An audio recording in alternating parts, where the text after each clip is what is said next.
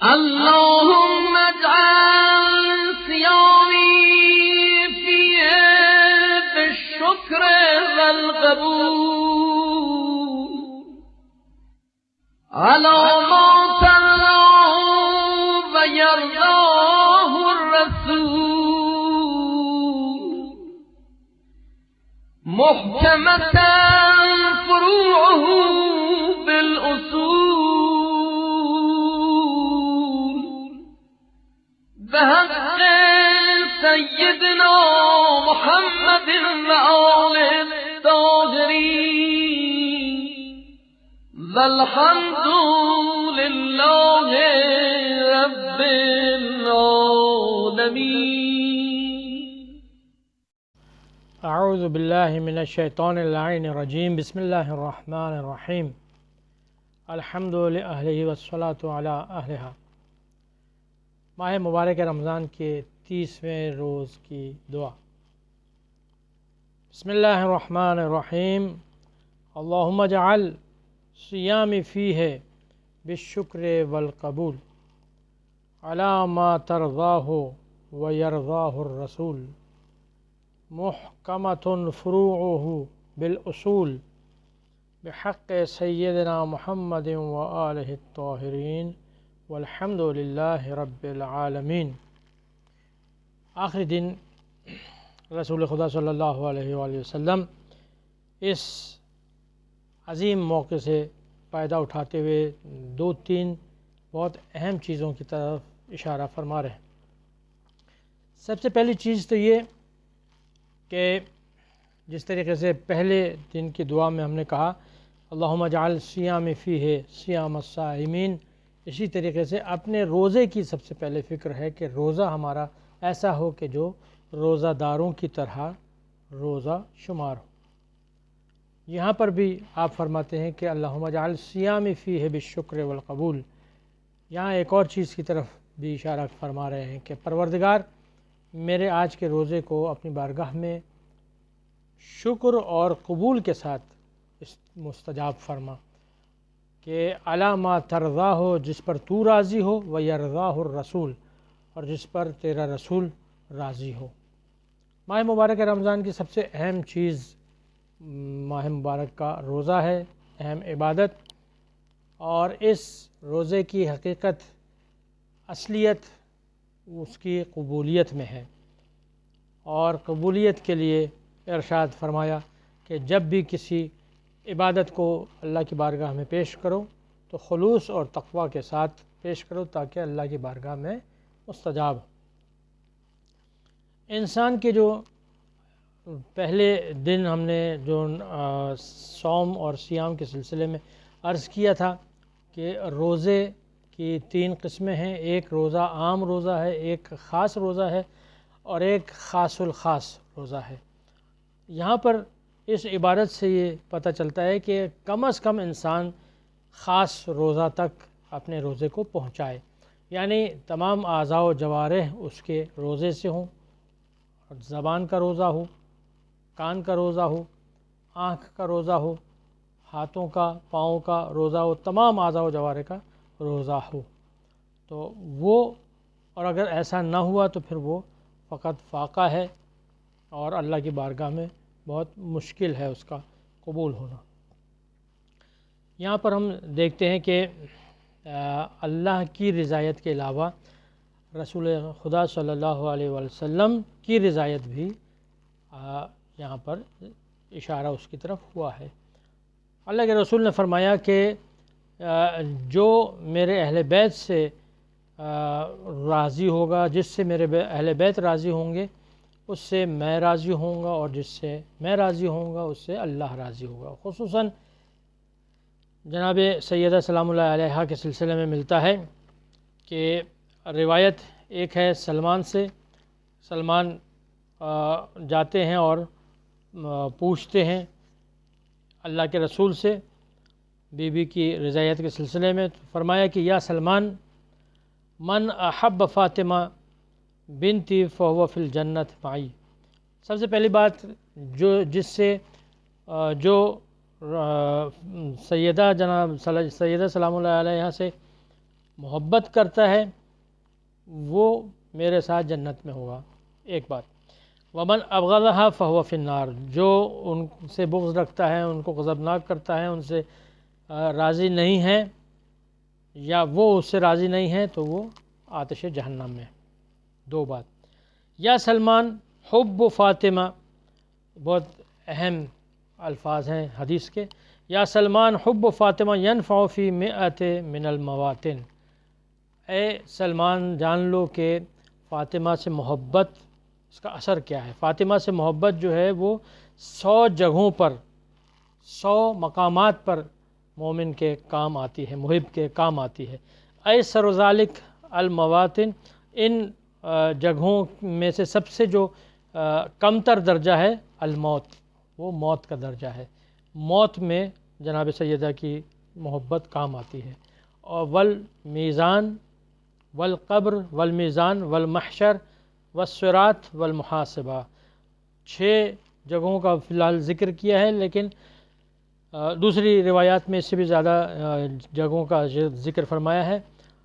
یہ جو 6 جگہیں ہیں ان میں سے سب سے پہلی جگہ موت ہے، انسان کی موت، اور پھر اس کے بعد قبر کی منزل ہے، پھر میزان کی منزل ہے، محشر کی منزل ہے جب دوبارہ اٹھایا جائے گا، صراط کی منزل ہے، اور پھر محاسبہ یعنی جو حساب کتاب. فمن رضیت عنہ ابنتی فاطمہ، جن سے میری بیٹی سیدہ راضی ہوگی، رضیت عنہ، میں رسول بھی اس سے راضی.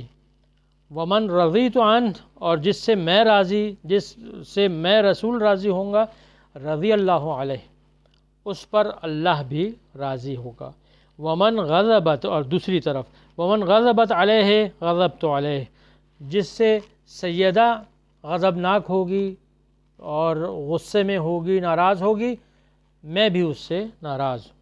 ومن غضبت علیہ غضب اللہ علیہ، اور جس سے میں ناراض ہوں گا اس سے اللہ بھی ناراض ہوگا.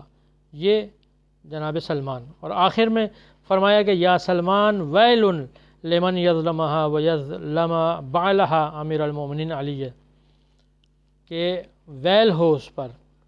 جہنم کی ایک وادی کا نام بھی ہے. کس پر؟ کہ جو اس میری بیٹی پر ظلم کرے، اس کے شوہر امیر المومنین علی علیہ السلام پر ظلم کرے. وویل لمن یظلم ذریتہا وشیعتہا، اور ظلم کرے اس کی ذریت پر، اس کی آل اولاد پر، اور اس کے شیعوں پر.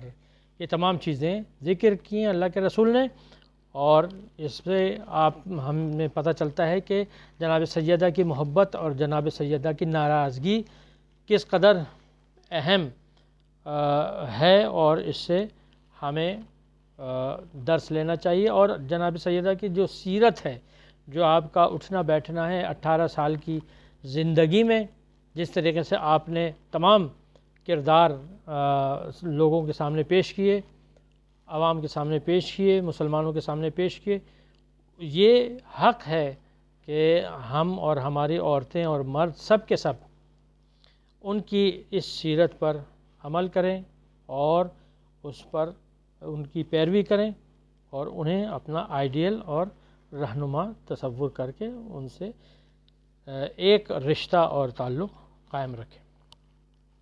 جناب سلمان کہتے ہیں کہ ایک واقعہ جناب سیدہ کی زندگی کا، کہ آپ جو ہے جناب سلمان کہتے ہیں کہ میں بی بی کے گھر گیا تو میں نے دیکھا کہ آپ چکی چلانے میں مشغول ہیں، اور چکی کا یہ حال ہے کہ آپ مظلومیت دیکھیں، آپ سادگی دیکھیں جناب سیدہ کی زندگی کی، کہ جناب سیدہ چکی چلا رہی ہیں، اور جو چکی کا میل ہے، جس پر چکی ہینڈل اس کا پکڑ کے جو چلاتے ہیں، اس کے اوپر خون لگا ہوا ہے. جناب سیدہ کا ہاتھ زخمی ہو چکا ہے، چلاتے چلاتے اس قدر چلا چکی ہیں وہ. اور پھر اس کے بعد امام حسین کی آواز سنی. جناب سلمان کہتے ہیں کہ میں نے شہزادے کی آواز سنی کہ وہ بھوک کی وجہ سے رو رہے تھے. جناب سیدہ کے پاس آئے اور آپ جناب سلمان نے کہا کہ بی بی فضا کو کیوں آپ نہیں بلاتے ہیں؟ کہا کہ اللہ کے رسول نے یہ کہا تھا کہ ایک دن فضا کی باری ہے اور ایک دن میری باری ہے، اور آج میری باری ہے، اس وجہ سے میں آج کام کر رہی ہوں۔ سلمان نے کہا کہ میں طاقتور آدمی ہوں اور غلام رہا ہوں، اور میں بہت کام کر سکتا ہوں، اگر آپ اجازت دیں تو میں آپ کی کچھ مدد کروں۔ جناب سیدہ نے کہا کہ اچھا، تم یہ چکی میں گیہوں پیسو، اور پھر اس کے بعد میں جناب امام حسین کو سلاتی ہوں اور ان کو چپ کراتی ہوں۔ جناب سلمان کہتے ہیں کہ میں نے چکی چلانی شروع کی، تھوڑی دیر میں اذان کی آواز آئی، میں کھڑا ہو گیا نماز کے لیے، اور نماز کو گیا۔ نماز پڑھ کے میں نکل رہا تھا کہ جناب امیر سے، علی ابن ابی طالب علیہ السلام سے ملاقات ہوئی۔ ان سے ذکر کیا کہ اس طریقے سے میں نے دیکھا آپ کے گھر میں جناب سیدہ اس طریقے سے کام کر رہی تھیں اور بچہ رو رہا تھا اور تمام، تو آپ بہت غمگین ہوئے، گریہ کیا، اور اس کے بعد گھر تشریف لائے۔ دیکھا تو دوڑتے ہوئے واپس آئے جناب رسول خدا صلی اللہ علیہ وسلم کے پاس۔ جناب رسول خدا صلی اللہ علیہ وآلہ وسلم نے پوچھا، علی تم اتنے خوش نظر آ رہے ہو، کیا وجہ ہے؟ تمہارے چہرے پہ اتنی خوشی محسوس کر رہا ہوں۔ کہا کہ یا رسول اللہ، میں جب گھر میں داخل ہوا تو میں نے دیکھا کہ فاطمہ آرام کر رہی ہیں، جناب سیدہ آرام کر رہی ہیں، اور بیٹا جو ہے ان کے سینے پر سو رہا ہے، اور میں نے دیکھا کہ جو چکی ہے وہ اسی طریقے سے چل رہی ہے، بغیر کسی کے چلائے ہوئے چکی چل رہی ہے۔ تو اللہ کے رسول مسکرائے اور کہا کہ علی، کیا تمہیں نہیں معلوم کہ اللہ نے زمین پر کچھ ایسے ملائکہ فرشتے معمور کیے ہیں کہ جن کو فقط یہ حکم ہے کہ تم دیکھو کہ کہاں پر محمد و آل محمد کو خدمت کی ضرورت ہے اور جاؤ اور ان کی خدمت کرو۔ تو یہ جو چکی چل رہی تھی، یہ فرشتہ چکی چلا رہا تھا، اور جناب رسول خدا نے اس کا ذکر فرمایا۔ ایک اور چیز جو بہت ہی اہم ہے کہ جس کی طرف اشارہ فرمایا، وہ یہ ہے کہ امت اسلامی کہ جو امت مرحومہ بھی کہتے ہیں، یہ جو امت محمدیہ ہے، اس کے 5 افتخارات ہیں، 5 ایسی چیزیں ہیں، امتیازات ہیں کہ جو کسی اور امت کے پاس نہیں ہیں۔ سب سے پہلی چیز، ماہ مبارک رمضان میں اللہ نے روزے فرض کیے، اور جب مسلمان روزہ رکھتا ہے تو اللہ اپنی رحمت کی نظر اس پر ڈالتا ہے، اور روایت میں ہے کہ جس پر اللہ اپنی رحمت کی نظر ڈال دے پھر اس پر عذاب نہیں ہوتا۔ دوسرا امتیاز یہ کہ جو روزہ دار کے منہ کی بو ہے وہ اللہ کو پسند ہے، چنانچہ جناب موسیٰ کو خطاب ہوا، یا موسیٰ لخلوف فم الصائم اطیب عندی من ریح المسک، جو روزہ دار کے منہ کی بو ہے، خوشبو ہے، وہ میرے نزدیک مسک کی خوشبو سے زیادہ بہتر ہے۔ چنانچہ اس طریقے سے اللہ نے رغبت دلائی مسلمان کو کہ اس طریقے سے روزہ رکھے، اور یہ نہ سمجھے کہ مثلا روزہ رکھ رہا ہے، منہ سے بو آ رہی ہے تو وہ اچھا نہیں ہے، نہیں اچھا، اللہ کو پسند ہے، اللہ کو یہ چیز پسند ہے۔ دوسری چیز جو اشارہ کیا ہے وہ ہے محکمۃ فروعہ بالاصول، کہ روزہ ایسا ہو کہ جو اصول جس کے مضبوط ہوں، اور وہ فروع سے مضبوط ہوں، اصول مضبوط ہوں تو فروع بھی اس کے مضبوط ہوتے ہیں۔ جس طریقے سے ایک کوئی عمارت ہو، اگر اس کی بنیاد اچھی ہے تو عمارت بھی مضبوط ہوگی۔ چنانچہ اللہ کے رسول نے فرمایا کہ وَلِكُلِّ شَيْءٍ اساس، ہر چیز کے لیے ایک بنیاد ہے، ایک اساس ہے۔ وَأَسَاسُ الْإِسْلام، اسلام کی اساس حُبُّنَا اہل البیت، ہم اہل بیت کی محبت ہے۔ یہ بہت اہم نقطہ ہے، اس کی طرف ہمیں توجہ رکھنی چاہیے کہ ہم اس دنیا میں جتنی بھی عبادتیں کر لیں، اپنی عبادت تمام کرنے کے ساتھ ہمیں اپنا رابطہ ان وسیلوں سے جڑے رکھنا چاہیے۔ آخری دن ہے اسی سلسلے میں اس دعا کے ساتھ کہ یہ جو آخری دن ہے اس دن ہماری زندگی کے رمضان کا آخری دن نہ ہو، بلکہ ہمیں اللہ اور توفیق دے کہ آئندہ بھی ہم ایسی عبادت کرتے رہیں، اور یہ دعا ہمیشہ پڑھتے رہنا چاہیے آخری دنوں میں۔ بسم اللہ الرحمن الرحیم، اللہم لا تجعلہ آخر العہد من صیامنا ایاہ فإن جعلتہ فاجعلنی مرحوما ولا تجعلنی محروما، آمین۔ اللہ سے دعا ہے کہ اللہ ہمیں مرحومین میں شامل کرے، یعنی جن پر رحم ہوا ہے ان میں ہمیں شامل کرے، محرومین میں ہمیں شامل نہ کرے، آمین۔ وآخر دعوانا ان الحمد للہ رب العالمین، وصلی اللہ علی محمد وآلہ الطاہرین۔